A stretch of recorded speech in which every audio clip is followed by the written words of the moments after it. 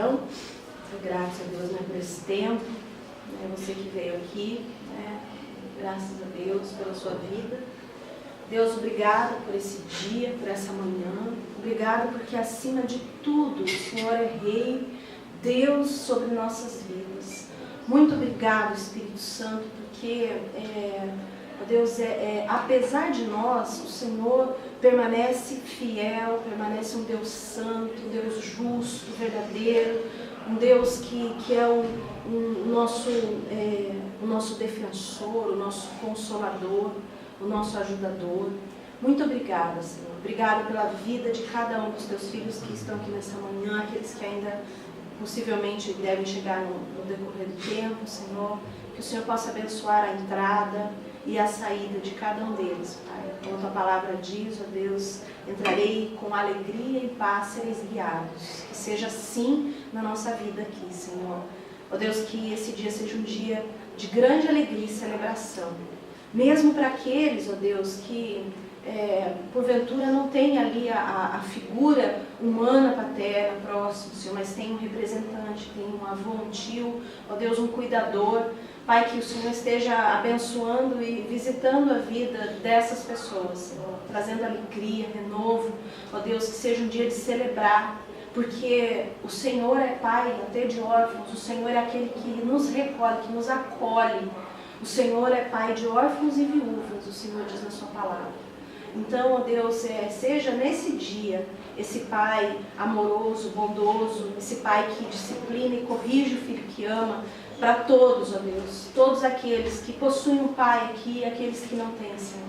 Que o Senhor venha, ó Deus, ser essa pessoa, ó Deus, divina na vida de cada um de nós, Pai, exercendo essa paternidade sobre nós.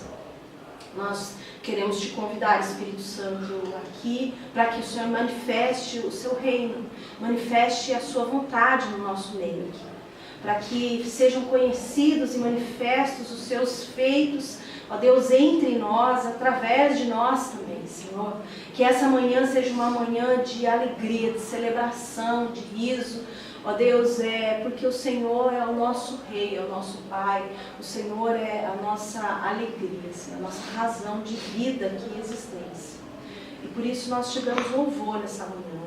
Fazemos isso, Senhor, em nome de Jesus, e oferecemos nosso coração aqui para que o Senhor adentre, para que o Senhor mexa, quebrante, para que o Senhor transforme, para que o Senhor ocupe os lugares ainda assolados, ainda, ó Deus, trancados, ó Deus, que o Senhor venha trazer luz, venha abrir com as chaves do reino, ó Deus, esses lugares, Pai, em nome de Jesus.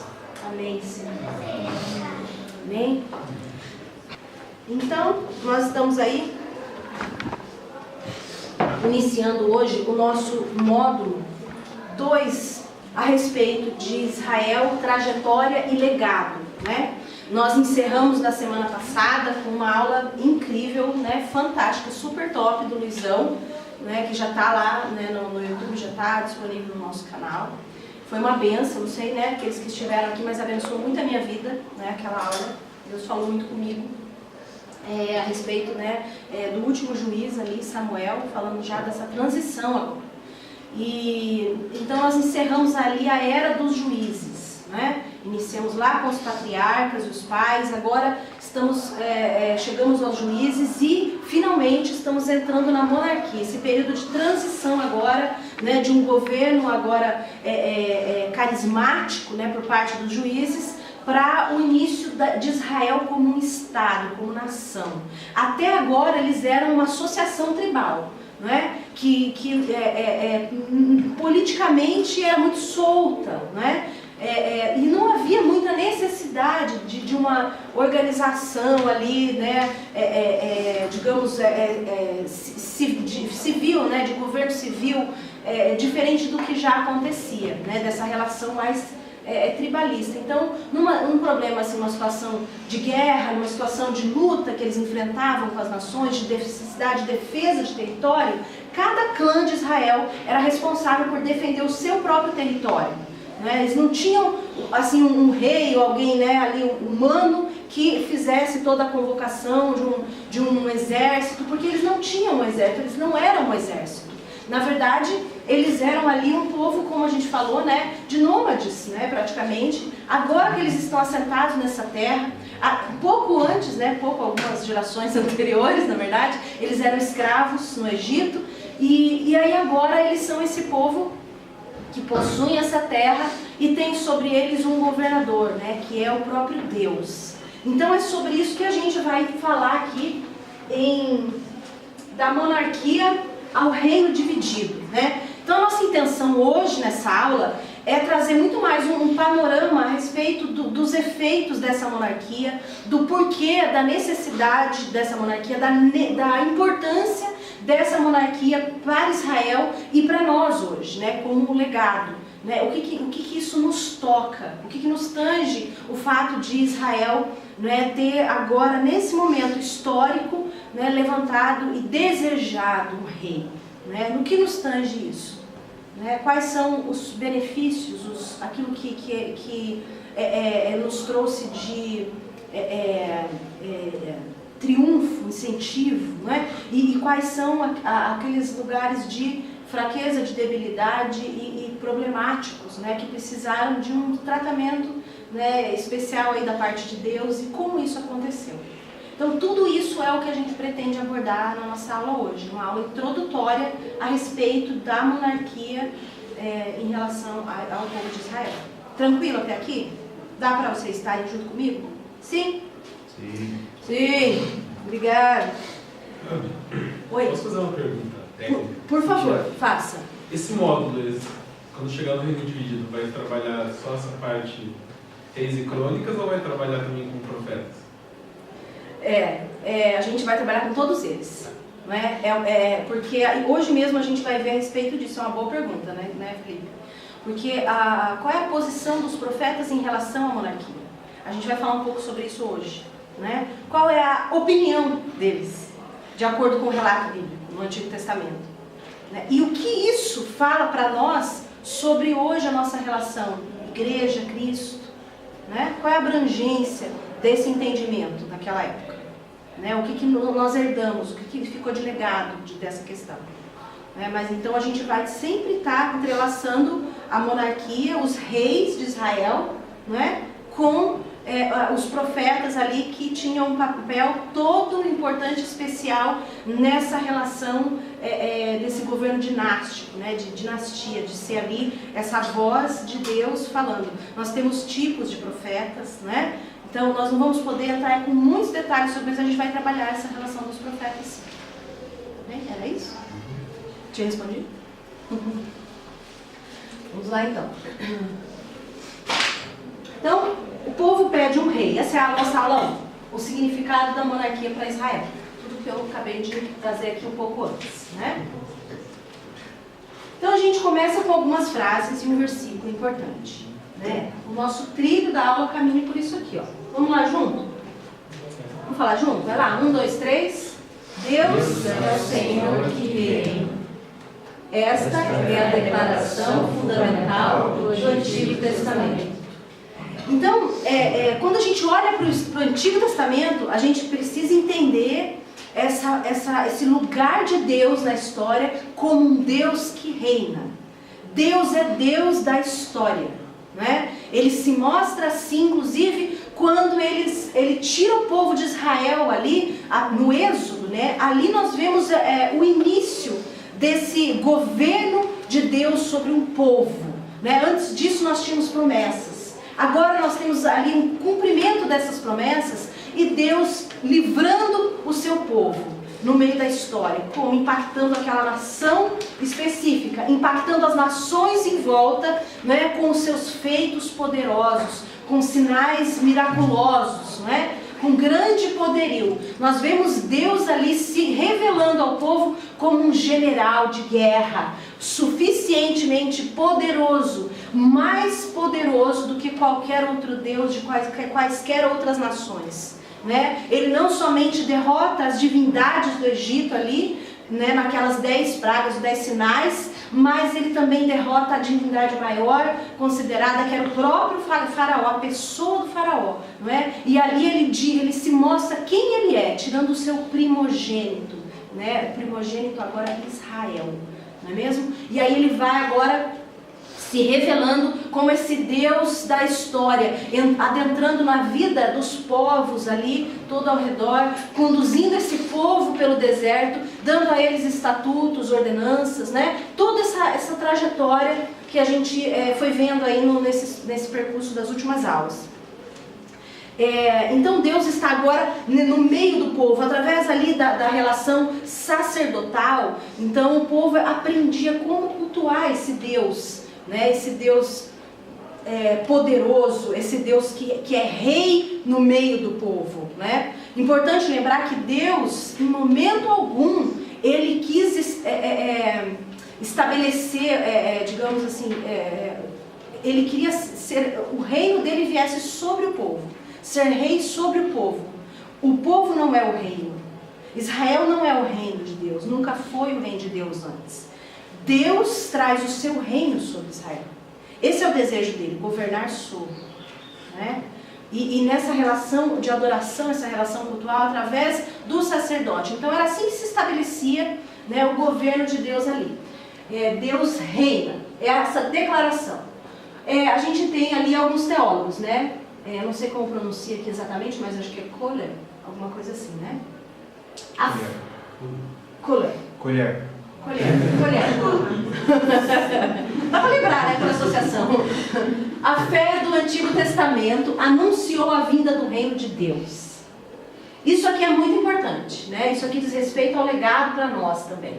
Então toda a fé nesse Deus que reina anunciou para nós a vinda do reino de Deus. Né? Parece uma coisa óbvia, mas são situações diferentes. Então nós temos Deus reinando através da história, nós temos essa fé nesse Deus que é rei sobre tudo, sobre todas as coisas, que governa, chegando até nós, anunciando para nós, sendo ali os precursores, né, dessa mensagem, né, do reino que vem. O reino de Deus, ele vem. Né? Em Apocalipse 19:6 nós vemos isso de uma forma, né, já feita, né, de uma relação já escatológica, apocalíptica. Aleluia, porque o Senhor nosso Deus, o Todo-Poderoso, já reina. Quando Ele já reina? Pegadinha? Não é pegadinha, gente. Quando? Quando Deus reina? O tempo todo. O tempo todo. Esse já, essa marca temporal de já, de agora. Deus reina agora. Deus reinava ali no meio do seu povo, querendo se revelar, mostrando-se esse rei de reinar, de governo, né? Anunciando um reino. E agora ele vem através de Cristo, né? Manifestando o reino. O reino chegou até nós. O reino é vindo. Mas o reino ainda não veio, porque o reino não é aqui, como Jesus anunciou. Não é? A nossa pátria não é aqui. Nós temos um lugar que Ele está preparando, uma casa, né? Uma outra cidade para onde nós vamos. Então o reino também vem. Tranquilo? Tudo bem? Podemos seguir? Estamos falando então de uma teocracia, né? No Antigo Testamento ali, o desejo de Deus até, né, o tempo todo, na verdade, não é até, sempre foi, desde o início, é a teocracia, que é o governo de Deus, da divindade sobre o povo. Né? E essa teocracia estabelece isso, que Deus, a divindade é o governante. A divindade é o soberano da nação. Né? Nós temos as autoridades civis ali, que elas não são politicamente instituídas, elas são sacerdotes, são religiosamente instituídas. São sacerdotes. O povo é o povo de Deus porque eles se organizam, né, em unidade de adoração a esse Deus verdadeiro, que é o Deus, né, Jeová. O Deus da história. Então, a teocracia estabelece isso. Deus governa também sobre a história, né, sobre as nações, porque Ele é Rei eterno. Então, essa toda a relação com a teocracia. Né? Vimos a experiência do Êxodo, que Deus é Deus da história, a saída da terra prometida, os sinais e maravilhas, Deus é guerreiro, Deus reina sobre a nação e ela não seria o próprio reino de Deus, o reino vem. Não é? vimos a forma, né, que unia eles ali, a questão de segurança, como funcionava essa monarquia. Então não havia necessidade, até então, ouçam isso, a necessidade até então de um Estado, né, organizado ali. Não havia necessidade de se fundar esse Estado nacional, porque Israel seria diferente de todas as nações, né? Ele seria esse povo de propriedade exclusiva do Deus vivo. Nós lemos alguns textos falando sobre isso, primeiro no Antigo Testamento e sendo retomados lá por Pedro, né? Em 1 Pedro 2,10. Primeiro ou segundo, não lembro. Ok. É claro que houveram tentativas de estabelecimento de um governo estatal e de uma monarquia, sem dúvida, né? Isso começando, inclusive, né, com a Gideão. Vocês lembram? A gente fez menção aqui, né, aqueles que estavam ou assistiram a aula. Nós vimos Gideão livrando, né, o povo, e o povo chegando, né, e pedindo que governasse ele e os filhos dele após ele sobre. E aí ele traz a resposta: nem eu, nem os meus filhos, nem os filhos dos meus filhos reinarão sobre vocês. E daí na sequência ele diz, né, porque o rei de vocês é o Senhor, é Deus, ele já reina. Existe já uma monarquia, não uma monarquia, né, uma teocracia instalada, existe um soberano já nessa nação, né? Então houve ali um desejo, a gente viu alguns populares ali. Não sabemos o fato deles verem os povos, o fato talvez deles verem o preparo, o armamento, o aparato militar dos povos vizinhos, não é? E que era uma ameaça muito grande para eles. E eles eram povos, né? Eles eram lavradores, cultivadores, né? Eles eram esse tipo, eles tinham não ferramentas de guerra, mas de trabalho, não é? Eles não eram um exército formado, soldados treinados como as outras nações. Então, talvez esse olhar e a preocupação, o medo, não somente aquele olhar eu quero ser como ele porque ele é melhor do que eu. Não, mas talvez pelas preocupações, as ansiedades, ali, as tensões que geravam, né, essa ameaça de fora, estrangeira. Então, a gente vê a partir de Gideão ali. E hoje a gente vai ver que houve sim uma tentativa de se instalar uma monarquia, bastante frustrada. Foi Abimeleque quem tentou isso. Quero que alguém abra lá em Juízes 9. Juízes 9. Tem que achar o versículo, por favor. Que eu li esse texto. Vamos lá.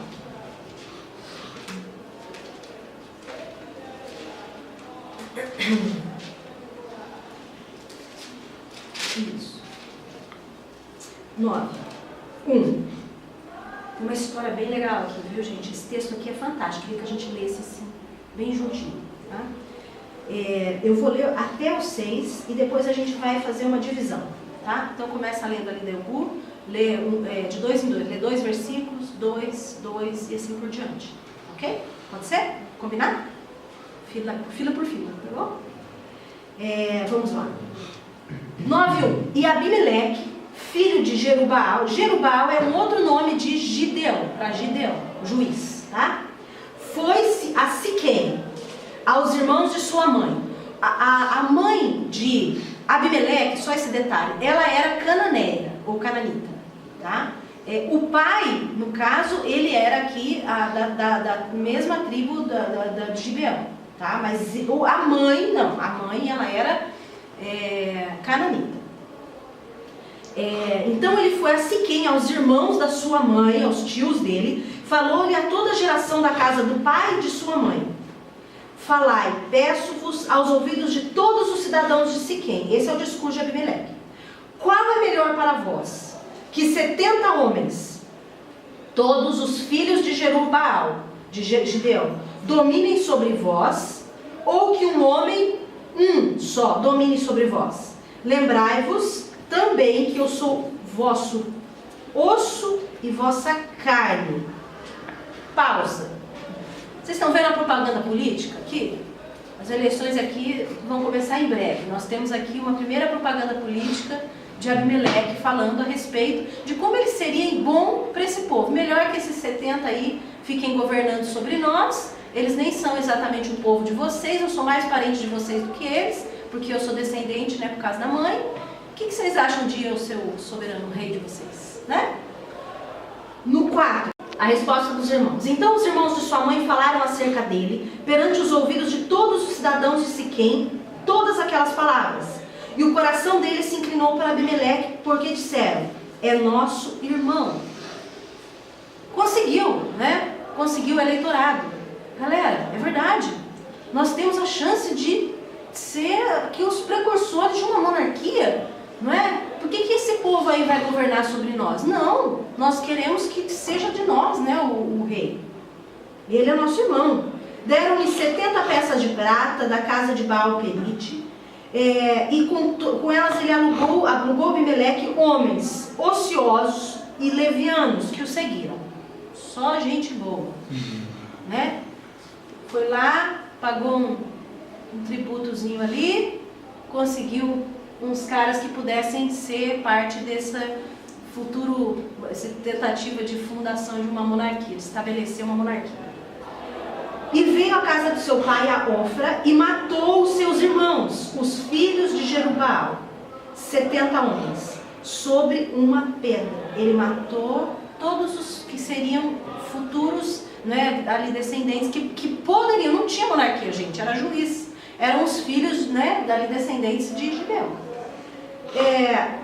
Porém, Jotão, o filho menor de Jerubbaal, ficou porque se tinha escondido.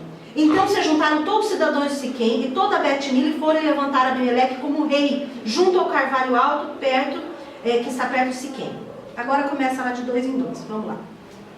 Quando Jotão soube disso, subiu ao topo do monte Gerizim e gritou para eles, ouçam-me, cidadãos de Siquém, para que Deus os ouça. Certo dia, as árvores saíram para ungir um rei para si. Disseram a oliveira, seja o nosso rei. A oliveira, porém, respondeu, deveria eu renunciar ao meu azeite, com o qual se presta honra aos deuses e aos homens para dominar sobre as árvores? Então as árvores disseram à figueira, venha ser o nosso rei. Mas a figueira lhes respondeu, deixaria eu minha doçura, o meu bom fruto, para ir balançar sobre as árvores? Disseram então as árvores à videira, vem tu e reina sobre nós. Mas a videira lhe respondeu, deixaria eu ao meu mosto, que alegra a Deus e aos homens, para ir balançar sobre as árvores? Então todas as árvores disseram ao espinheiro, vem tu é rei e reina sobre nós. O espinheiro respondeu, se vocês querem mesmo fazer o seu rei, venham e fiquem debaixo da minha sombra. Se vocês não fizerem isso, sairá fogo do espinheiro e queimará os cedreiros do Líbano. E Jotão continuou, será que vocês foram sinceros e honestos quando fizeram de Abimeleque um rei? E será que vocês tentaram de Leão a sua família com descendência de acordo com o que ele merecia? Vamos parar aqui um pouquinho, né? Já seguimos. Perceberam aqui, né? Jotão, né, o filho legítimo lá da descendente de Gibeão, ele vem e fala, né, para o povo de Siquém ali. É correto isso que vocês fizeram? Vamos fazer uma análise. Ele traz uma metáfora. E aí ele fala, ó, veio a oliveira e tentou governar, né? Aliás, pediu, né? Foi pedido a ela que reinasse, seja rei. A oliveira não quis. São todos sinônimos de... Essas árvores aí são todos sinônimos, né, desse povo aí, Israel, né? Do meio deles, que eram legítimos, né? Reina. E aí ela respondeu não, né? Aí chegou e pediu para a figueira. A figueira falou, não, eu não vou deixar de ser e fazer o que eu vim para fazer, para ser o rei de vocês, simplesmente. Um capricho. E aí depois a videira se nega. Agora pede ao espinheiro. O espinheiro já é uma situação, né, uma planta interessante, né?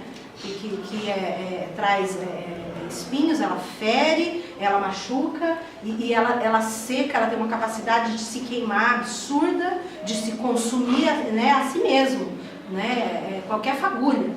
Então a gente vê aqui, quem seria esse espinheiro nessa metáfora? o próprio Abimeleque, não é?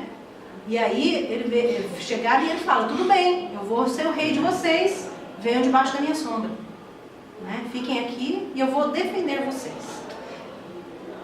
Jotão vem e fala para eles, agora pensem, é correto a forma com que vocês trataram os seus irmãos? Matando eles, foi honesto em relação à descendência? Está correto? Pensem as ações, né? Ele vem e traz essa fala. No 17, eu vou seguir aqui. Porém vós hoje vos levantastes contra a casa do meu pai, e matastes seus filhos, 70 homens, sobre uma pedra, e Abimeleque, filho da sua serva, fizeste reinar sobre os cidadãos de Siquém, porque é o vosso irmão. Se em verdade, sinceridade, usaste com Jerubaal e com a sua casa, alegrai-vos com Abimeleque, e também ele se alegre convosco. Agora, mas, né, uma palavra profética aqui. Mas se não, saia fogo de Abimeleque, do espinheiro, e consuma os cidadãos de Siquém e Bet-Milo. Saia fogo dos cidadãos de Siquém e consuma Bet-Milo, que consuma Abimeleque. Ou seja, todo mundo vai ser consumido aqui, né? Na sequência, depois vocês podem ler em casa essa outra parte, nós vemos aqui que existem várias conspirações. Então, né, um vai conspirando contra o outro. Né? Os habitantes, né, de Bet-Milo conspiram entre eles começam a se inflamar, o espinheiro começa a se queimar, né, assim mesmo. No caso, vão se levantando contra Abimeleque. Peraí, quem que é esse cara aí que está pensando que é rei? Já não é mais o nosso rei, né? Quem é ele que está achando que é rei? E aí começa toda uma situação inflamada. No fim das contas, Abimeleque chega a governar Israel, assim, né? Ele chega a ser rei de Israel por 3 anos. Né? Judá, de alguma forma, não quer, ou não, talvez por uma questão territorial também, não só porque não quis, não podemos saber disso exatamente, mas não se envolveu nessa pretensa monarquia, tentativa de monarquia. Abimeleque não tinha um exército. Ele não tinha pessoas que de fato avançassem com ele, não tinha um aparato. Ele se levantou como rei, né, se exaltou como rei a si próprio num golpe, né, numa conspiração. E ele mostrou de todas as formas, né, como não estabelecer uma monarquia que permaneça, como não se estabelecer uma dinastia. É isso que ele conseguiu ensinar no final das contas, com essa tentativa dele aqui. Então, passamos agora aqui a falar, uma retomada aqui, para avançar sobre a situação da nossa aula hoje. Por que um rei? Né? Aqui não estabeleceu, foi frustrado, enfim, continuou, né, foi a sequência aí. Mas aí agora... a gente viu lá que havia, até esse período, 2 crises muito sérias. Uma crise no sacerdócio, falamos de Eli, né? Vimos lá essa transição, o sacerdócio estava comprometido, corrompido, e o sacerdócio era, digamos assim, essa organização civil, né? Que manifestava Deus e trazia as leis de Deus para o povo, e estava comprometido. Né? Nós temos um outro problema, uma ameaça constante dos filisteus. Avançando, então Israel nem conseguiu defender os seus próprios territórios dos filisteus, né? Nem conseguiu entrar na terra dos filisteus, ganhar o território deles, conquistar. Então eles se viam ali sob constantes ameaças e tensões. E o livro de Juízes, ele vai mostrar bastante a respeito disso. Por que um rei?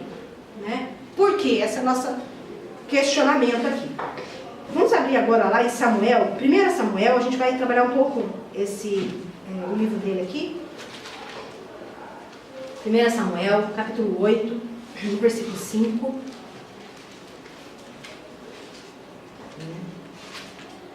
Então, qual a razão de o povo agora desejar um rei? Tem algumas pressões acontecendo. Pressões internas e pressões externas. Aqui no 8:5, alguém pode ler, por favor? 1 Samuel 8:5. Eles disseram: eis que já estás velhos, e teus filhos não andam nos teus caminhos. Constitui-nos, pois, agora um rei para nos julgar, como tem todas as nações. De acordo com esse versículo, qual é a razão deles quererem um rei? O que eles justificam ali, os anciãos de Israel?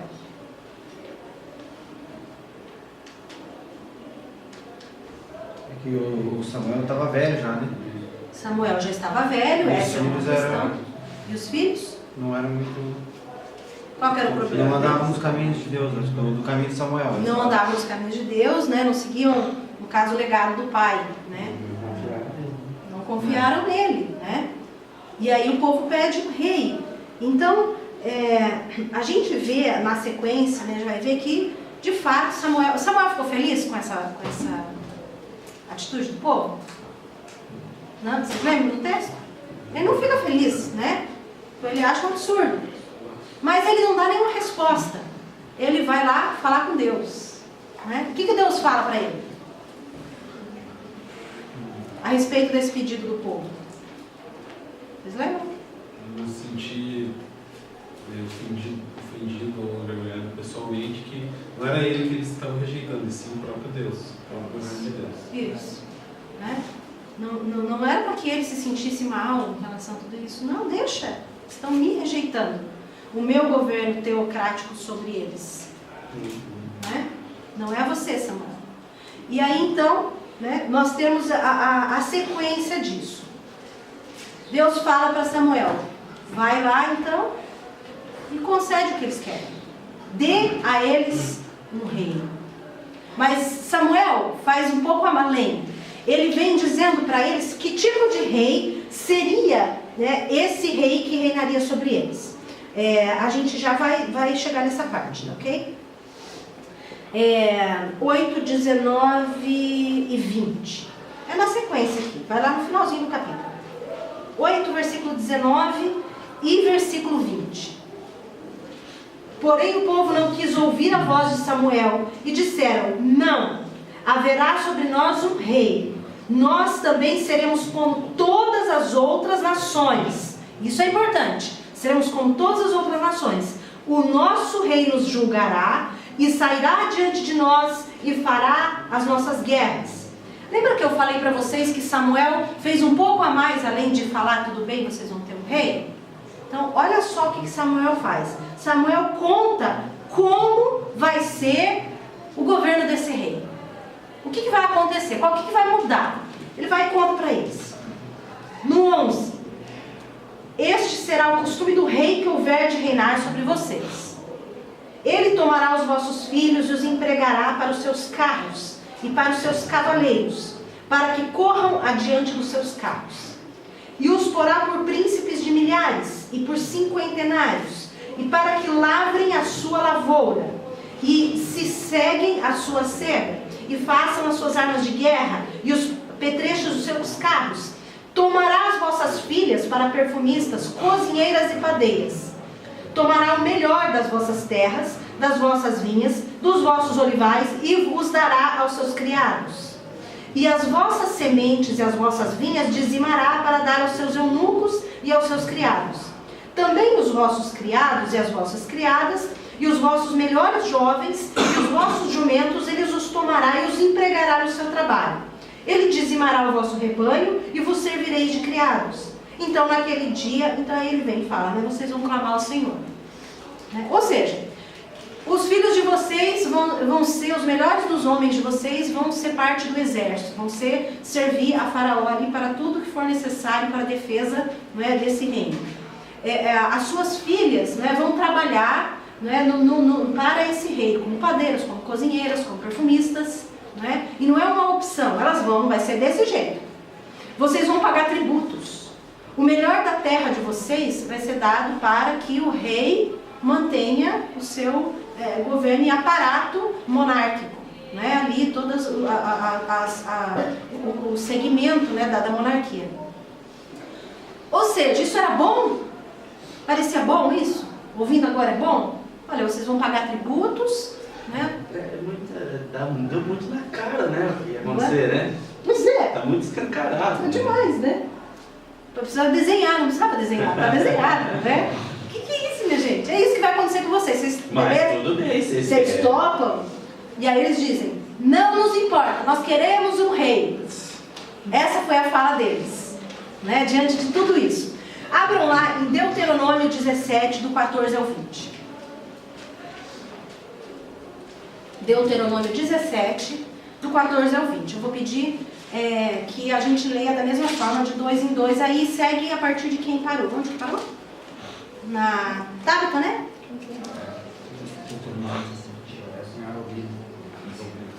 Deuteronômio, capítulo 17, do 14 ao 20. Aí você vai ler 2, a 2 e assim por diante. Quando entrares na terra que te dá o Senhor, teu Deus, e possuíres, e nela habitares e disseres: estabeleceis sobre mim um rei, como todas as nações que se acham em redor de mim. Estabelecerás com efeito sobre ti como rei, aquele que o Senhor, teu Deus, escolher. Homem estranho, que não seja dentre os teus irmãos. Não estabelecerás sobre ti, e sim um dentre eles. Ele, porém, não multiplicará para si cavalos, nem fará voltar o povo ao Egito, para multiplicar cavalos. Pois o Senhor vos tem dito: nunca mais voltarei por este caminho. Tampouco multiplicará para si mulheres, para que o seu coração não se desvie, nem multiplicará muito para si a prata e o ouro. Será também que, quando se assentar sobre o trono do seu reino, então escreverá para si o traslado desta lei no livro, e que está diante dos sacerdotes e levitas. E o terá consigo, e nele lerá todos os dias da sua vida, para que aprenda a temer ao Senhor, seu Deus, para guardar todas as palavras desta lei e estes estatutos para fazê-los. Terminou? É o 20? Não, esse é o 19, falta o 20. É o 20. Para que o seu coração não se exalte sobre os seus irmãos, e não se aparte do mandamento, nem para a direita, nem para a esquerda, a fim de que prolongue os seus dias no seu reino, ele e seus filhos no meio de Israel. Primeira coisa, quem está falando isso para o povo de Israel? Estamos em Deuteronômio. Deus? Através de Moisés. Através de Moisés. Né? Deus através de Moisés. Os primeiros versículos, então Moisés já estava, né, Deus falando que Deus já sabia, Deus é Deus da história, Deus sobre todas as coisas, né, Ele é soberano, Ele sabia o que estava no coração do povo lá na frente, o que iria acontecer. Então Moisés vem e fala: quando vocês entrarem na terra, começa assim o texto aí, né? O que vai acontecer? E vocês tiverem vontade do quê? De um rei. Não era só isso, um rei como as outras nações em volta de vocês. Né? E aí agora nesse texto a gente acabou de ler isso. Né? Ele dá-nos um rei, constitui-nos um rei, como tem as outras nações. É isso que o povo está desejando, exatamente o que Moisés falou para eles que iria acontecer lá na frente. Só que Deus também nesse texto, então você vê que Deus não é pego de surpresa, né? Para Deus não é nenhuma novidade isso aqui, Deus está tudo sob controle, né? As coisas não estão fora dos trilhos. E aí a gente vê aqui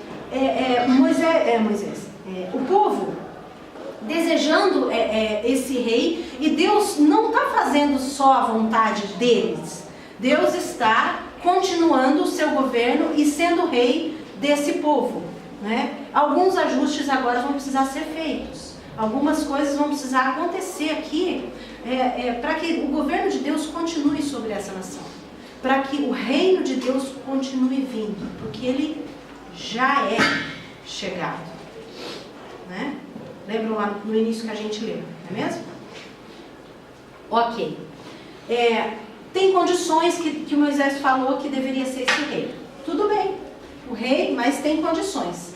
Esse rei tem que guardar as minhas leis. Então ele vai ter um livro lá, ele vai ter escrito, e ele vai precisar se apegar a ele, vai precisar conduzir o povo dessa forma, né? Ele deve ter o coração reto diante de mim. Ele vai falando quem é esse rei. Ele não pode trazer esse povo de volta para o Egito, ou seja, fazer aliança com essas nações.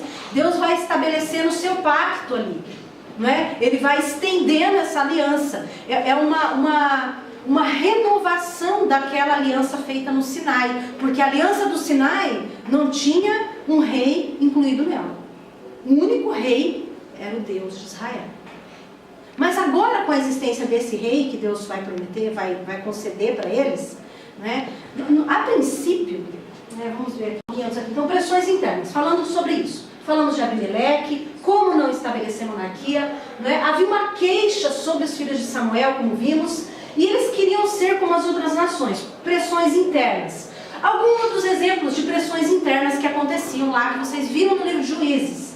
Por exemplo, Jefté, né, foi expulso pelos irmãos de casa, ele era o primogênito, porque ele era filho, né, de uma prostituta, e ele é expulso, e ele vai viver com outro povo, né? Então você vê que tem umas tensões ali, e aí a gente vê que ele começa a negociar, ele começa a ter um certo relacionamento político, né, com outras nações próximas ali, moabitas, né, amonitas, não lembro. Então a gente vê assim algumas tensões entre eles acontecendo. Essa situação de Abimeleque querer ser rei, né, no meio a partir de Gibeão, o desejo deles de pressionar. Então havia questões entre eles que não estavam muito bem de acordo. Né, o fato dessa crise, Eli, né, agindo da forma como agiu, no caso, conivente com o pecado dos filhos, todas essas tensões internas, né, isso possivelmente, né, empurrou, pressionou eles para esse desejo dessa monarquia. Algumas pressões externas, nós vamos falar dela agora. Essas pressões externas são extremamente importantes para nós, porque falam de todo um contexto histórico que acontecia, né? Ali na região da Palestina, do segundo milênio até a virada, né, para o primeiro milênio antes de Cristo, que era essa expansão dos filisteus. Os filisteus eram povos, né, dos povos do mar, né, que estavam ali, os amalequitas também, né, que estão ali naquela região do mar Mediterrâneo, isso. E eles estavam ali expandindo o seu governo, não era um império, eles eram um povo. Os grandes impérios dessa época, né, como o Império Novo Egípcio, que tinha a governo, né, como é o nome deles? Dos dos Ramsés, né? Ramsés. São as dinastias faraônicas. Dinastias faraônicas. Então nós temos, nesse período, começa a cair em declínio, porque eles vão sendo subjugados por outras nações e outros impérios. Lembra que a gente falou nas aulas do início lá, que haviam diversos impérios, né? E toda uma situação muito tensa e de impérios que se levantam e outros que caem continuamente naquela região palestina, não é? E agora a gente vê que com o enfraquecimento desses grandes impérios da Mesopotâmia, que era um potente, né, império daquela época, e o Império Novo Egípcio, a gente tem então os filisteus ganhando uma oportunidade de expandir o seu território, de levantar o seu império. E eles estavam subjugando todas as nações em volta, mas eles ainda não tinham tido sucesso contra Israel. Mas eles não incomodaram até então Israel. Quando eles incomodam Israel, nós vemos em 1 Samuel 4, do 1 ao 11. A partir daqui, nós vemos que, eu vou deixar vocês abrirem, dar uma boa olhada no texto, porque ele é familiar de vocês, nós não vamos lê-lo agora, tá? Vocês podem abrir aí tranquilos, dão uma olhada, só para reconhecimento.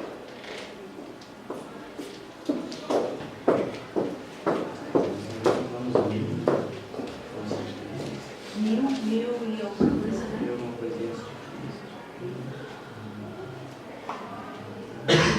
Se situaram aí? O que está acontecendo nesse contexto aí? O que os filisteus eles estão tentando invadir, lógico, né? Mas quem que está lutando aí? Quem que é o juiz, o rei, o profeta? Quem que está envolvido nessa situação? Você se lembra? Eli, exato, Eli, né? Eli é o juiz e sacerdote aqui. E aí nós vemos que o povo tem aquele momento, né, enquanto eles estão perdendo a guerra, vamos trazer a arca. Lembram? Né? Vamos trazer a presença. Era a presença de Deus, a arca? Ela era a presença de Deus? Vocês estão em dúvidas? Quem acha que sim? Quem acha que não? Não, né, gente? Ela simbolizava, né? Deus não é a arca, não é mesmo? Certo? Todo mundo ok? Sem dúvidas? Beleza, que bom. Fico feliz, né? A arca também não é um Deus. A arca também não é um Deus, ótimo, né? Estamos todo mundo no mesmo vibe aqui, no trilho? Ok, situamos. Então, eles vêm trazendo como um amuleto, exatamente assim como a gente está dizendo que não é, né? Só trazer a arca aqui, tudo bem, a gente está tudo em pecado, está tudo arrebentado, o sacerdócio está destruído, mas não tem problema. Traz a arca que tudo vai ser resolvido. O que os filisteus fazem? Rouba a arca. Sabe quanto tempo a arca ficou no território dos filisteus? Aproximadamente 20 anos. 20 anos. Olha só, esse é o nosso contexto aqui da saída do juízo para o início da monarquia. 20 anos sem essa arca. Nós temos agora, né, durante essa trajetória, Samuel, né, já está se levantando aí como um próximo juiz, profeta, e nós vamos ver depois com as funções sacerdotais também. Embora, né, cresceu no sacerdócio, mas não era da tribo de Levi, né? Aliás, não. E aí a gente vê a arca sendo tomada pelos filisteus. Agora sim mexeu com Israel. Agora os filisteus e essa ameaça está chegando aos nossos territórios. Aí nós vemos em todo o livro ali de Juízes, na verdade, nós vemos, aqui, essa é a situação extrema, tá, gente? É a situação mais extrema, porque os filisteus vencem de uma forma absurda Israel. Derrotam, uma derrotada assim, derrotada que feio, derrocada, né? Terrível. Antes, a gente vê ali, com Gibeão, por exemplo, né? Eles sendo pilhados, eles sendo humilhados, porque os filisteus, né? Eles tinham as regiões todas ali, eles vinham para pegar tributos do povo, eles vinham para tomar aquilo que o rei futuramente iria fazer, né? Mas eles vinham, os inimigos faziam isso, para pilhar, e aí Deus vem, levanta uma liderança carismática, liberta eles, pronto, o território deles de novo. Mas eles iam vindo pelo mar. Agora nós vamos avançar aqui. Vamos ver o mapa, né? Nos interessa. E o laser acabou. Mas tudo bem, vocês estão vendo aqui essa região ali, filisteus, né? Isso aqui é um mapa bem maior. Estamos na divisão ali das tribos, territorial ali de Israel no período dos juízes, né? Então vocês estão vendo aqui especificamente Judá, que tem Rúben, Efraim, tem as duas de Manassés lá em cima, né? E aí a gente vai ver, tem mais umas aqui embaixo, Simeão, né? E aí nós vamos ver aqui os filisteus, está vendo o mar ali, povos do mar, né? Os amalequitas estão logo aqui. Ali era a terra deles, eles estavam invadindo, agora nós vamos ver Laques, aqui a gente vê a luta, né, com o Gibeão, a gente vê Ecrom, eles vão tentar entrar em Gade e tentar estabelecer o território deles, eram cidades dos filisteus ali, essas cidades.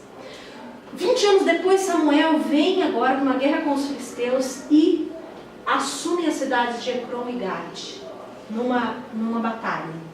Né? É o momento em que ele sacrifica, né, ali em sacrifício ao Senhor, em adoração, e o povo agora vence essa batalha, o povo de Israel, e eles ocupam essas cidades, que eram cidades totalmente dos filisteus. Então, vamos pensar aqui, os filisteus estão subindo, saindo do mar e entrando aqui nessa terra. Nós temos terras montanhosas aqui, próximo de Benjamim. Vocês estão vendo Benjamim logo ali em cima? O que lembra Benjamim aqui no contexto de monarquia para vocês? Saul. Né? Quem foi Saul? O primeiro rei, né? Então, Benjamim, a tribo teve a graça de conceder o primeiro rei de Israel, Saul. Né? E isso não sem razão, tem motivos para isso, né? Naquela região de montanhas, então você vê que eram cidades, Ecrom, Gate. É importante que eles entrassem no território de Benjamim para poder assumir todas as demais regiões. Seria um lugar de passagem. Então eles colocavam guardas nesses lugares de montanhas, que eram lugares de passagem, e dali distribuíam essas frotas que iam pilhar os povos nas cidades. Pilhar, vocês entendem esse termo?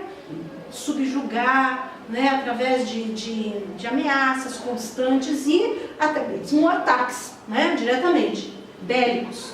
Então, nós temos tudo isso. Os filisteus, eles eram conhecidos por ser muito... eram os povos assim que lidavam bem com ferro, né? Então, nessa região aqui. Então, eles produziam as próprias armas ali, de guerra. Eles eram um povo com grande armamento. Eles eram um povo treinado. Não era qualquer um, eles eram um povo que sabia o que eles estavam fazendo, um povo bélico. E aí nós vemos a situação que estava acontecendo. Então todas as regiões aqui estavam sofrendo com essa ameaça. E diretamente, Benjamim ali, próximo, né, em Ecrón, Gate, a gente vê ali saindo um primeiro rei não sem razão. Vocês entendem isso? Eu consegui ser clara no que eu estou falando aqui? Deu para dar o entendimento? Sim? Ficou alguma lacuna sobre isso? Querem perguntar alguma coisa? Vocês estão bem? Confortáveis? Frio? Um pouco, né? Vou passar a lista que eu não passei aí. Mas claro que as águas do Rio Belém. Ai, que lindo! Só que não, né? Ok, deixa eu ver se eu pulei alguma coisa aqui. Nós vemos então alguns lugares, né, só para curiosidade, aqui montanhosos até, em Gibeá, Benjamita, em lugares em que eles vão entrando, né? Em Miquimás, em Belém, Judaíta, em Keila. Keila, nós vamos ver inclusive Saul perseguindo Davi, lembra? Que eles acontecem algumas situações ali bem interessantes dessa cidade, né? Ele acaba invadindo a própria cidade, né, por causa de Davi. Mais adiante, bem mais adiante. Em 1 Samuel, do 7, do 13 ao 14. A gente vai ver aqui então sobre como que finalizou essa situação com a ameaça dos filisteus. Pretensamente finalizou, né? 1 Samuel 7, do 13 ao 14. Assim, os filisteus foram abatidos e nunca mais vieram aos termos de Israel. Porquanto foi a mão do Senhor contra os filisteus todos os dias de Samuel. A mão do Senhor foi contra os filisteus todos os dias de Samuel. Então, o que Deus fazia nesse período do juízo? Ele levantava uma liderança carismática que vinha e livrava o povo, não é? Deus era o general que saía à frente e lutava as guerras, porque eles não eram um povo bélico. Deus dava vitória, estratégias, né, de guerra. E as cidades que os filisteus tinham tomado a Israel foram restituídas a eles desde Ecrón, olha lá, eles tinham tomado, né, até Gate. Todas as cidades que haviam sido tomadas foram restituídas a Israel. Então aqui finaliza esse período, e aí a gente vê na sequência, né, depois que eles tiveram essa conquista, aquela história dos anciãos chegando a Samuel e pedindo um rei, porque os filhos dele não podiam governar e ele já estava velho. É na sequência. Então imagine a preocupação deles, e agora, quem vai nos liderar? E se a ameaça dos filisteus voltar? Porque enquanto Samuel viveu, Deus os livrou dos filisteus. Mas e depois? A gente está vendo que os filhos dele não seguem os mesmos caminhos. Em seguida agora eles vão pedir um rei. Então essa ameaça, essa situação externa, também pressionou Israel para que eles desejassem esse rei, né? Lembrando que Deus não está sendo pego de surpresa em nada nessa situação. Vamos ver alguns problemas a respeito dessa instituição de monarquia, né? Primeiro, o estabelecimento de um governo dinástico, né? De pai para filho, para o filho do filho, e daí por diante, né? Então nós temos o estabelecimento desse governo dinástico a partir do primeiro rei Saul ali, né? Mas sabemos que essa monarquia ela é destituída pelo próprio Deus. E aí temos agora uma nova dinastia a partir de Davi, a segunda dinastia de reis em Israel. Por que isso é um problema? Por que essa dinastia, governo dinástico é um problema? Vocês estão com preguiça ou vocês não estão entendendo? Pode me falar agora, que eu quero saber. O que está acontecendo? Pode falar. Aí o pastor vai falar, tá vendo? Vocês não falam e ele sabe. Em inglês daí eles estão confusos. Isso, eu acho que é. Deve ser. Problemas. Traduzindo, assim, só traduzindo. Problemas. Né? Por que vocês acham um governo dinástico? Qual que é o problema de Israel ter um governo de dinastia? Levantar um homem lá e ser rei. O primeiro problema, uma situação de tensão. Uma coisa que eu lembrei, quando estava escrevendo lá o Manassés, lá muito no tempo da lei ainda, que a gente leu ali, né? Deus já falava assim, os reis devem ter cuidado com 3 coisas: acumular mulheres, dinheiro e acumular para si cavalos. O que tem a ver? Dinheiro todo mundo sabe o que é o problema, mulheres todo mundo sabe o que é o problema, e o cavalos é o poder bélico. Sim, vai descer pelo seu poder Poderio militar. E muito antes dele. Muito antes. Lá nesse trecho de Moisés, que, né, lá de Moisés, escrito ali, né, possivelmente por Moisés, lá em Deuteronômio, ele vem falando sobre isso.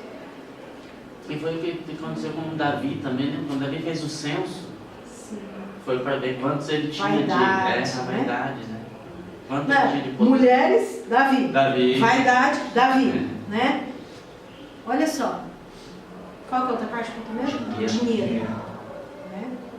Porque ele não tem Essa muito parte problema com... foi mais, sei lá, Salomão que quis mostrar para a rainha de Sabá toda a sua riqueza, sua glória. Né? E eu gosto de trabalhar com os injustiçados da Bíblia, assim.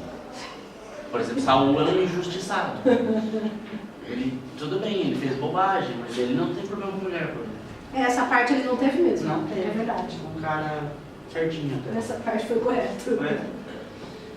Gente, olha só, qual o problema? Se agora a gente tem um coração do povo no dinheiro, nas mulheres, né? Aproveitando a fala que o pastor trouxe aqui pra gente, no exército, na grandeza, no poderio, na força, o coração deles não estava mais aonde? Deus. Em Deus. E quem que era para ser o rei deles? Deus. Né? Só que a gente vai ver que Deus, ele não desiste assim simplesmente do povo. Ele vai continuar governando sobre eles. Ele vai à frente do povo, ele fala, vai lá e unge Saul, Samuel. Eu escolho o rei. Não é vocês que vão escolher, não. Eu escolho. Saul vai ser o rei de vocês. Né? Vai acontecer toda a situação, a gente vai ver na semana que vem essa parte da unção sobre ele, a escolha e também, né, a queda dele no governo dele. A monarquia. Aí a gente vê Deus também derrubando, né, destituindo esse rei que ele estabeleceu. Ou seja, Deus continua sendo rei de Israel. Ele continua governando, sendo soberano. Né? Apesar deles terem um rei que Deus instituiu. Aí agora Deus fala, vai lá agora e unge Davi. É ele que eu escolhi. Né? Então você vê, Deus continua conduzindo Israel. Deus continua sendo Deus no meio deles. O rei no meio do povo. Mas era um problema. Né? Vocês entenderam aqui. Era totalmente diferente da liderança carismática. Esse é outro problema. Né? Qual que era a liderança carismática? Juízes, né? Os juízes. Então, Deus escolhia espontaneamente um juiz lá e tal. Já estamos indo para o segundo problema. Né? Deus escolhia espontaneamente um juiz lá. Agora não. Agora é um governo dinástico. E nós vimos aí, foi até uma das perguntas de uma das aulas, né? Sobre por que eles não viveram no caminho do pai que fez tudo certo. Né? Os filhos de Samuel, por exemplo. Por quê?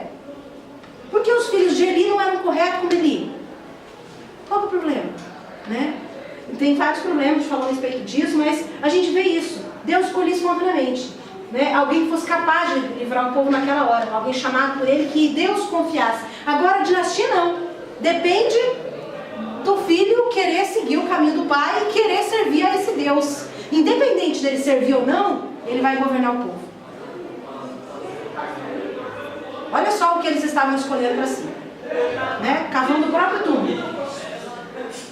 Deus não renunciou sua autoridade como Rei Supremo de Israel. Isso é um problema para Israel, né? Não para Deus. Né? A gente pensa em problema nesse sentido. Deus não abre mão. Né? Não é assim, vocês vão ter o rei como o rei das outras nações. Eu vou ser rei no meio de vocês.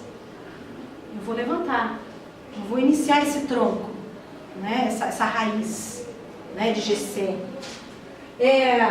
Ok, fechando então essa parte aqui, né, das problemáticas, né, do estabelecimento de uma monarquia, né, sobre um governo que antes era para ser um governo teocrático. Né? Vamos precisar então de algumas adaptações. Né? Vou dar um tempinho para vocês lerem esse trecho aí, tá? Vou dar uma respirada, enquanto isso vocês leem, dá uma meditada, pensa um pouquinho. Enquanto eu tomo um cafezinho, minha garganta tá uma maravilha.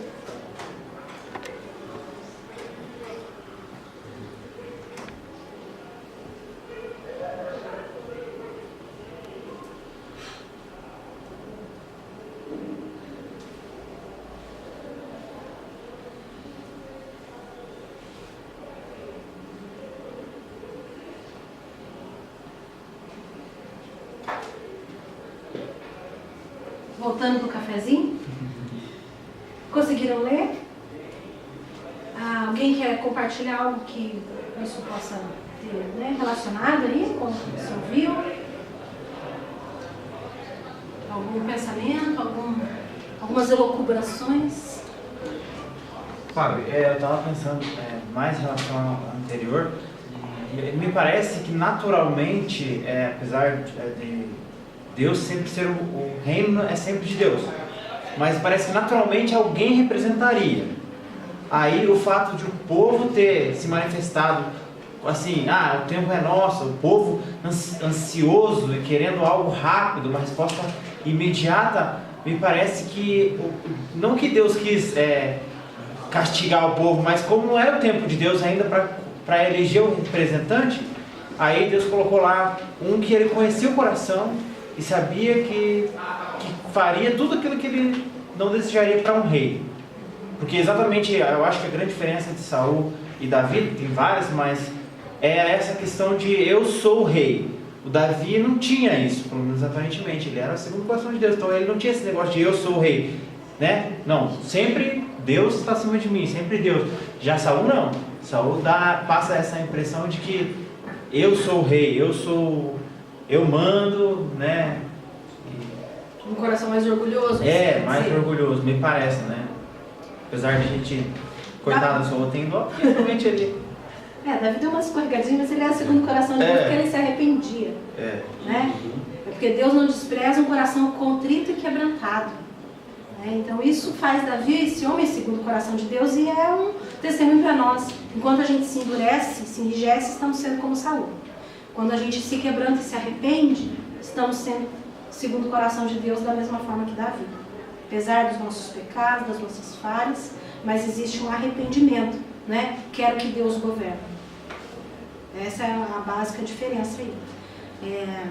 É interessante isso, Rafa, porque um dos pensamentos a respeito da instituição dessa monarquia, da forma como foi, é de que nos parece ser uma concessão de Deus, uma espécie de castigo sobre o povo, de fato, né?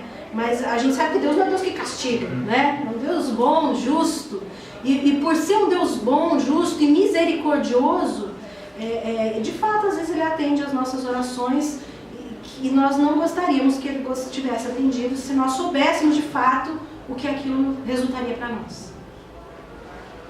Se você me estender, você pode me cortar, tá? Claro, claro. Pensando nessa questão da autoridade,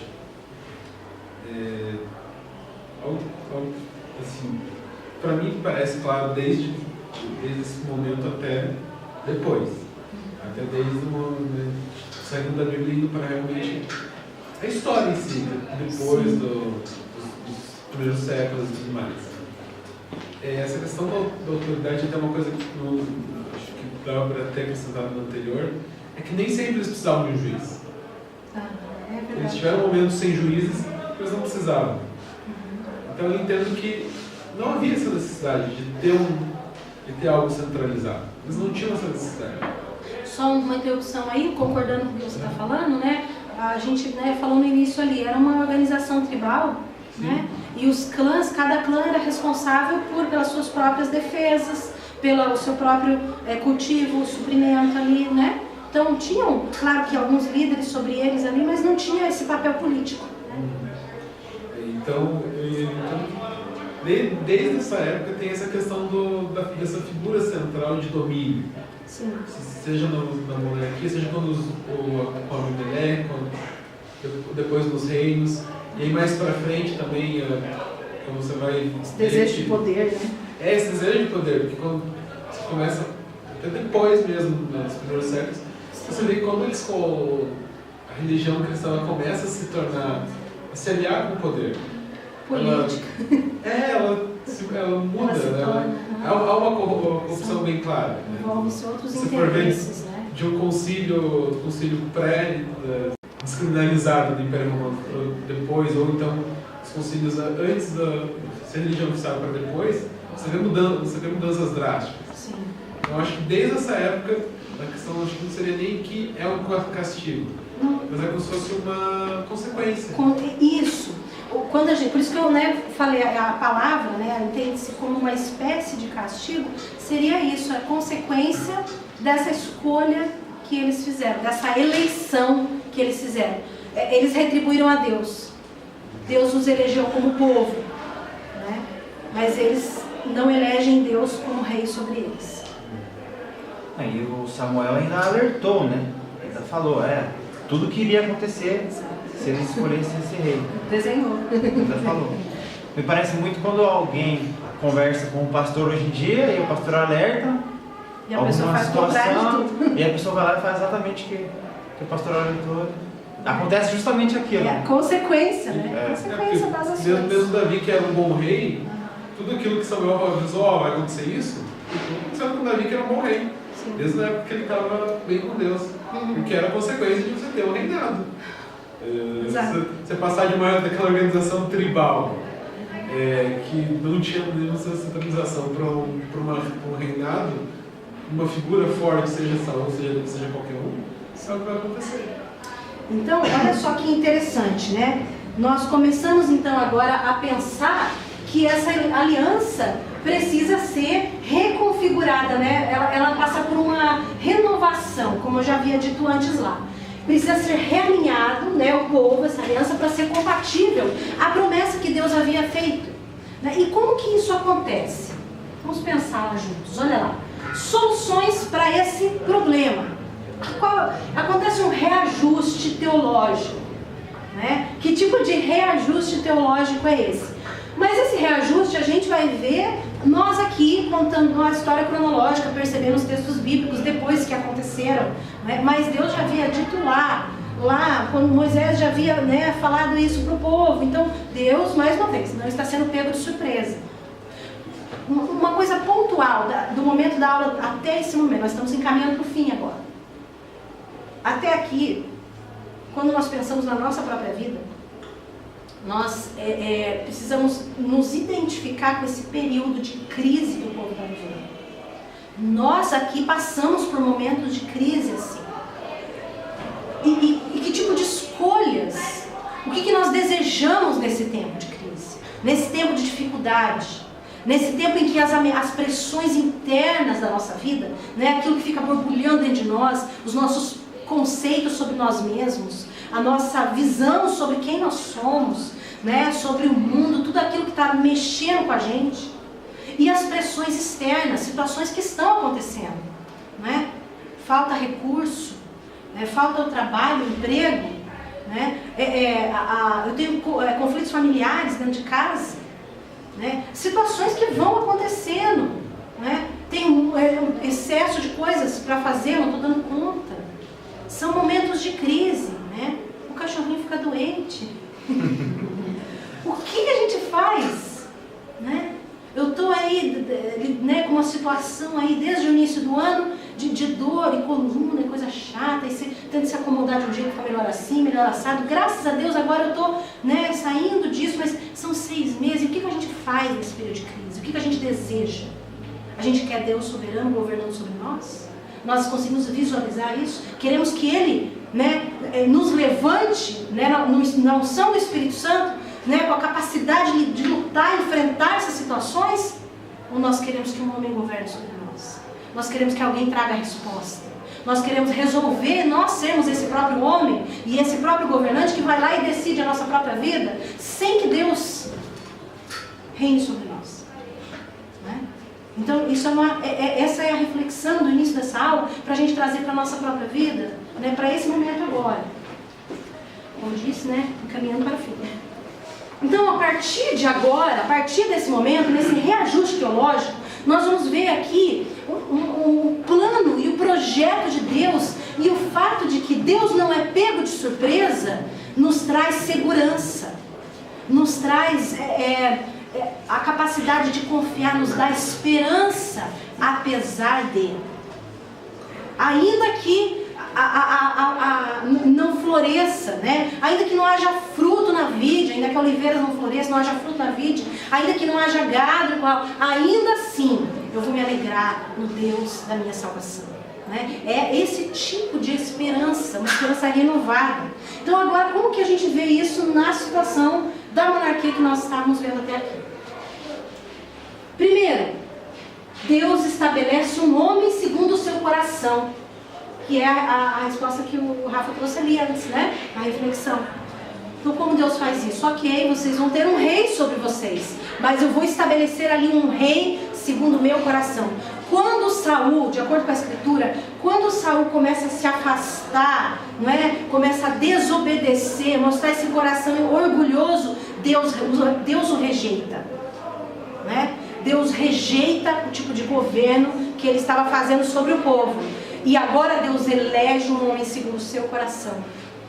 Bem interessante, vocês vão ver nas aulas sobre Davi. Nós temos, acho que são 3 ou 4 aulas sobre Davi, porque a história dele é bem extensa, não é? E nessas aulas vocês vão ver ali nesse trecho que é fantástico, né? Como Deus fala para Samuel, Samuel olha todos os irmãos bonitões, varões de guerra, poderosos, né? E ele quer ungir todos eles como rei. Todos eles têm capacidade, potencial na visão de Samuel, homem. No entanto, aquele que não estava contado para estar lá na frente de guerra, aquele que não era o mais bonito, o mais alto, era franzininho, era um pastor de ovelhas, esse é o homem que é o segundo coração. Deus fala que ele não vê o exterior, ele vê o que está dentro, né? Então nós vemos isso. Uma segunda solução, a monarquia, agora sim, aprovada pelos profetas. Eu vou precisar fechar aqui pelo movimento, gente. Nós temos ainda 5 minutos, eu acho. Isso. Só balada. Hã? Só balada, né? Só baladinha. Gente, 5 minutos, acho que eu passo mais 5. Tá? Perdão, vou passar. Estamos em menos pessoas, hoje é dia dos pais, hoje tem escolar, não estou conseguindo, tá bom? Vamos pensar assim, como que a monarquia era aprovada pelos profetas? Como assim? Né? A partir de Samuel, depois de Samuel, nós temos ali, né, o profeta Gade, né, com Davi. Nós temos uma outra tipo de relação até, né? Nós vamos ver antes desse tipo de profeta, temos 2 tipos de profetas, né? Temos os profetas carismáticos, Elias, Eliseu, né? Que fazem parte, até o próprio Samuel, parece ter uma escola de profetas, né? Na unção de Davi, vamos ver isso semana que vem. Tem vários, né, profetas ali chamados escola de profetas, rancho dos profetas, né? Uma situação carismática ali, uma maneira com que os profetas se posicionavam, mas a direção era mais ou menos a mesma, né? Eles tinham uma mensagem de Deus para o povo, uma mensagem de Deus para o rei, né? Como se deveria governar. Então o profeta aqui, ele se posiciona sim a favor da monarquia, que é segundo o coração de Deus, mas ele se opõe drasticamente, pontualmente, contra os desmandos e a desobediência dessa monarquia. Então ele vai trazer palavras acusatórias, palavras, não é, de confronto, né, com esse rei, com o tipo de política que ele está estabelecendo, a forma injusta com que ele governa o povo. Então o profeta, ele é a favor da monarquia, sim. Ele está ali ao lado, trazendo a mensagem de Deus, a palavra de Deus, para conduzir aquele rei a fazer o governo, trazer o reino na terra, né, ali naquela região. Mas alguns reis não obedecem. Alguns reis estão contra Deus. Então o profeta, que é a favor de Deus, vai ficar contra a atitude da monarquia, mas não contra a monarquia, tá? Isso é algo que traz uma solução nessa questão de Deus continuar governando sobre o povo, porque a mensagem de Deus continua sendo ouvida. independente do rei ser um bom rei ou um mau rei, né? O anúncio de um reino futuro, né? Então, agora, Israel até então, né, desde o início, tinha essa questão de entrar na terra, daquela terra de promessa, que ali eles teriam, né, o reino de Deus no meio deles, mas de fato eles não tinham que tipo de reino era esse? Era esse reino futuro que era aquela terra. E aí depois disso, que reino então é? Se essa esperança agora não é mais, né? Quando eles são pilhados, distribuídos pelas nações, e aí? Né? São derrotados, e aí o que acontece? Né? Como que vai fazer? Uma esperança futura agora, né? Vai vir um rei, e os profetas vão anunciar isso, e esse rei vai ser seguindo o meu coração. Esse rei vai assentar sobre um trono da casa de Davi, ele vai ser a raiz de Jessé, ele vai ser um reino que governa com justiça, né? É um reino que governa com equidade, né? E ele vai ser segundo o coração de Deus. Ele vai trazer o reino de Deus sobre vocês. E nós estamos aqui então falando, né, passando por todos os profetas, chegamos ali, inclusive, né, a Isaías, né, falando sobre um menino nos nasceu. Lembra esse texto que é bastante conhecido? Depois ele é repetido, né, no Novo Testamento, né? O governo estará sobre os seus ombros, né? Então, tem outras relações históricas sobre esse texto, mas se nós quisermos trazer ele numa reflexão para nós aqui, já entendendo que Jesus veio e relacionar, nós podemos olhar daqui para trás, entendendo como essa profecia sobre Jesus, essa palavra sobre o Messias que viria. Ele seria esse governo justo. Ele faria com que esse povo agora tivesse um pastor segundo o coração de Deus. Deus agora não é só rei. Um líder sobre o povo de Deus, sempre desde o início da nação amada de Israel, ele era entendido como um povo que pastoreia o povo de Israel. Um rei que pastoreia esse povo. Um líder que cuida desse povo. Então Deus ele se revela através desse rei como esse bom pastor. E agora nós vemos Jesus no Novo Testamento sendo o bom pastor, que conhece as ovelhas, que dá vida pelas ovelhas. Um pouquinho diferente dos outros governos, né, todos anteriores. Né? Não é mais um rei que subjuga, que pilha, mas é um rei que dá vida, né, em favor desse povo. E esse rei governa de acordo com a vontade do próprio Deus. Né? Ele é um rei que não é daqui dessa terra, ele vem do céu. E agora esse rei, né, esse reino que veio em Jesus, nessa figura desse rei que vai assentar na casa de Davi, né, no trono de Davi, nós temos também um anúncio de um futuro do reino, como vai ser, né? E o reino do futuro, esse reino que está vindo, que está chegando. Nesse reino do futuro, nós temos ali um outro pensamento que passa a existir, que é o julgamento futuro. Esse julgamento futuro para Israel era entendido antes como o dia do Senhor. Vocês lembram desse termo na Escritura? O dia do Senhor? Lembram? Isaías vai chamar como aquele dia, né? Aquele terrível dia. Os profetas vão anunciando. Mas no entendimento de Israel antigo, seria o dia do Senhor quando o Senhor viesse e livrasse Israel dos seus inimigos. Esse era o entendimento do dia do Senhor. Mas agora nessa reconfiguração, nesse reajuste teológico, o dia do Senhor anunciado pelos profetas não é positivo para Israel, porque não é um dia de salvação, é um dia de juízo.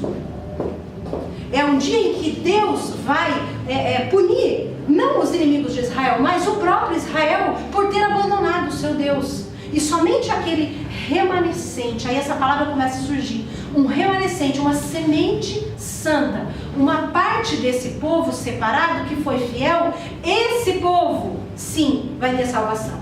Mas os demais, né, para eles é um dia terrível de juízo. Vocês entendem a mudança no pensamento? Fica claro para vocês isso? Como que Israel começa agora a ter, através, quem vai fazendo essa mudança de pensamento? Quem vocês acham? Quem que vai incutindo isso e trazendo essa renovação dessa ideia? Moisés? Moisés já foi. Os profetas. É o papel deles fazer isso, trazer esse anúncio desse reino. Lembra? Eles preservam o reino de Deus, apesar da monarquia. Né? Então eles vão fazer essa leitura agora. O reino futuro, né, é um novo início, é um recomeço para o povo. Né? Não é aquele reino um pouco melhorado, não, é um novo reino. É um reino completamente diferente de todos os outros. Até então, para Israel, a visão era: vamos voltar a ser como éramos antes. Tanto que quando eles voltam do cativeiro e eles veem o templo, né, o segundo templo, os antigos choram. De tristeza, sim. Porque o outro templo era a glória, né? Ou aquele templo de Salomão, e agora nós temos isso. Então, eles querem aquilo que era antes. Há uma mentalidade de um governo mais político mesmo. E Deus não está falando sobre isso. Para eles, embora inclua isso também. Né? Inclua uma restauração religiosa, o sacerdócio é restaurado. Né? De que forma o sacerdócio é restaurado? Nós temos agora Jesus como sumo sacerdote da nossa fé, e nós, né, sacerdotes com Ele, né, desse reino. Política, né, uma restauração política. Agora esse governo ele vai ser justo através da igreja. Né? O interesse de Deus é reinar. A igreja não é o reino de Deus, assim como Israel não é o reino de Deus. O reino de Deus vem sobre e através da igreja hoje. Então vai ser manifestado. De que forma? Um reino de justiça, um reino de paz, nas relações. O tempo todo o Novo Testamento está tratando dos nossos relacionamentos, o amar o próximo, né? O abrir mão de si mesmo, seus próprios interesses, não é? E a questão física. Isso era muito importante. Uma terra prometida, uma cidade santa. Só que agora a cidade santa não é aqui. Agora nós temos uma cidade santa lá no céu, uma visão escatológica, uma visão apocalíptica dessa cidade santa que ela ainda está por vir. Né? O reino de Deus já veio com Cristo, está dentro de nós, mas ele ainda vem. Né? Então, essa ideia de uma nova aliança. As leis seriam no coração. Jeremias vem falar isso. Eu vou colocar as minhas leis no coração de vocês. Não vai ser mais tábuas de pedra. Eu vou escrever dentro de vocês. Vocês vão internalizar a minha lei. Eu vou renovar o interior de cada um de vocês. Né? Agora é uma outra visão, não é mais de fora. Não é uma organização, né, fora, é dentro. Né? Uma nova base para o relacionamento com Deus. Joel vai falar sobre o Espírito que seria derramado sobre toda a carne. Não é mais um líder carismático, um juiz. Não é mais um profeta que se levanta para falar em nome de Deus. Não. São todos aqueles que creem em Jesus e são sacerdotes com Ele. Né? E reinarão com Ele para sempre. Né? Então, são esses que recebem o Espírito Santo. Todos, né, que hoje fazem parte da igreja, que nasceram de novo. A marca desse novo nascimento, desse reino em nós. A vinda de um novo rei. Né? Esse Messias. A visão do Messias, não tinha essa palavra Messias lá no Antigo Testamento, né? Mas a leitura desse Salvador que viria, né? Dessa figura, desse governante justo que viria, ungido, né? E o ungido de Deus vai ser Jesus, o governador. Ele é da tribo de Judá. Essas são as promessas que vão sendo feitas, as palavras proféticas, né? Um só pastor, né? Como eu havia já dito antes, só retomando aqui. E por fim, nós temos então essa visão profética, apocalíptica, né, agora futura, né, por isso também apocalíptica, aguardando a bem-aventurada esperança e o aparecimento da glória do grande Deus e do nosso Senhor Jesus Cristo. Tito vai falar isso. Nós estamos aguardando esse reino que vem sobre nós. Esse reino já veio. A lei está escrita no nosso coração. Está escrita no seu coração? O Espírito Santo habita em você? Ele tem um relacionamento, você tem um relacionamento com Ele? Você fala diretamente com Deus? Você é o sacerdote que pode entrar, né, através do sangue de Jesus, né, no Santo dos Santos agora. Eu sou essa pessoa, né, nós os que cremos. E aí nós temos agora essa esperança, né, essa esperança futura de que Ele virá ele virá. Aqui não é o reino de Deus, mas o reino de Deus está em nós. E nós aguardamos esse reino que virá. É desse reino invisível que nós fazemos parte. Ele ainda não está completo. A profecia não se cumpriu toda ela. Jesus Cristo veio. E vem para nos buscar. Para restaurar o seu povo. Todas as coisas juntamente com ele.